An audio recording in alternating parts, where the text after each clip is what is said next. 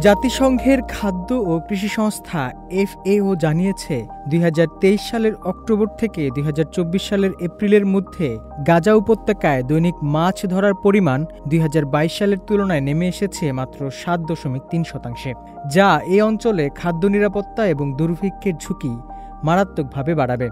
গাজার আল তৌফিক cooperative society for ফিশারিজের প্রকল্প সমন্বয়কারী আহমেদ এল ইজলারের মতে, গেল বছরের অক্টোবরে শুরু হওয়া ইসরায়েল হামাস সংঘর্ষের সর্বশেষ দফায় অনেক মাছ ধরার নৌকা, জাল এবং সরঞ্জাম ধ্বংস করে দেয়া হয়েছে।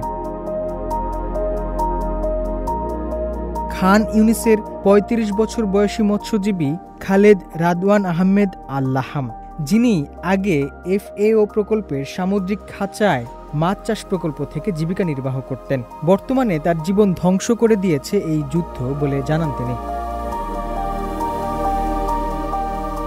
ইসরায়েলি বাহিনী গাজা উপত্যকা সংলগ্ন সাগরে মাছ ধরার উপর নিষেধাজ্ঞা আরোপ করেছে, স্থানীয় জেলেদের প্রবেশ নিষিদ্ধ করেছে। ফলে বেশিরভাগ জেলেরা এখন মাছ ধরার জন্য সমুদ্রে যেতে পারছে না। এমনকি তীরবর্তী অঞ্চলে মাছ ধরলেও বড় ধরনের নিরাপত্তা ঝুঁকিতে থাকতে হয় জেলেদের।